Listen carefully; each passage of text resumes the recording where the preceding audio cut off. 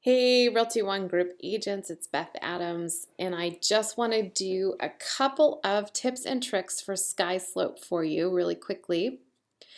And this is going to make your life a little bit easier for your use of Skyslope and for just being able to easily manage your files. So the first thing that I want to show you guys and just talk to you guys about really quickly is, let me just click in here and get into a file really quickly. So let's just jump into a file, and I want to show you up here on this top tab, it says listing, contacts, checklist, and documents. So on the documents tab, this is where you're going to put in all of your documents or whatever you want to manage for your documents in your file. This is where you want to put those. And they can be anything. So if you have title paperwork or prelims that you have pulled before you've listed the property, if you have septic permitting, or let's say a survey or a plot map, whatever it is that you want to put into this area here, you can put into the area. Now, what I really love about this is that if you hover over this little eyeball here, it brings up this wonderful screen that shows you a preview of whatever the document is. And my favorite part is that you can click these little arrows here. And let's say that you need to download this, you can download it. Let's say if you accidentally upload it and it is in the wrong orientation, you can reorient it.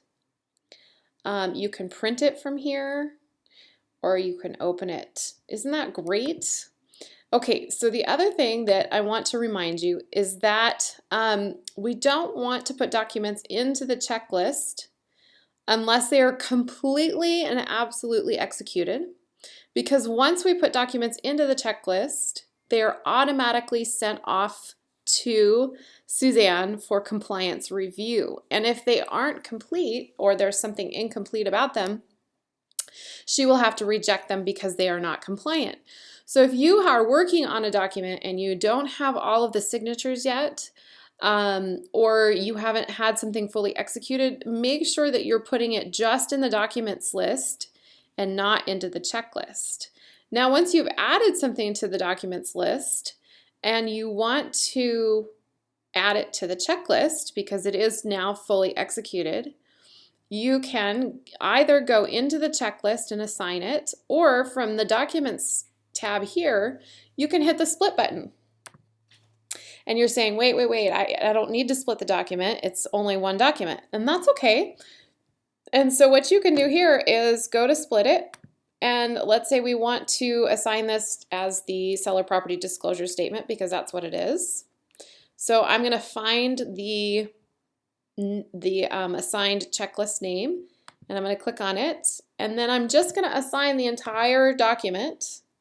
And then once I click split and assign, it's going to go ahead and assign that into the checklist. So then we go to the checklist, and there it is, the seller property disclosure statement, and it is assigned. So make sure that you are only putting in fully executed items into your checklist, and that way you won't get that lovely incomplete error. Now, I had a great question, and that is, what is this little arrow right here? And this is if there's been any communication back and forth between you and Suzanne, our compliance officer. So if she has communicated with you and there's notes in the file, you can click this little arrow and it is going to show you what she's communicated with, and you can communicate back to her. So when I uploaded this document, for some reason it did not upload all of the pages. And so then I went ahead and responded to her and said, oh, here are all the pages now. So she could just have an understanding of what was happening, and I could have an understanding too. And now we have a link or a log of what we've said back and forth to each other, which makes it really nice. We can have a conversation.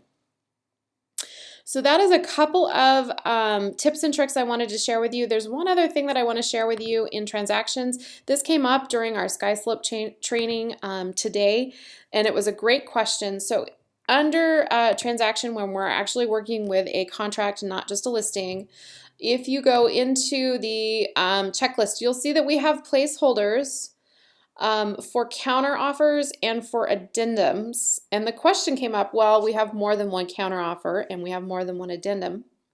What happens?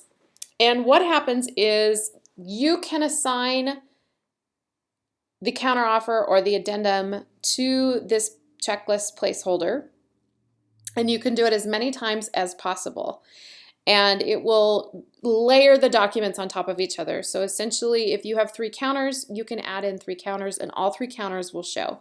Same with addendums. If you end up with 3 addendums, you can add in the 3 addendums and those addendums will show in there and all be tagged as the addendum in the checklist.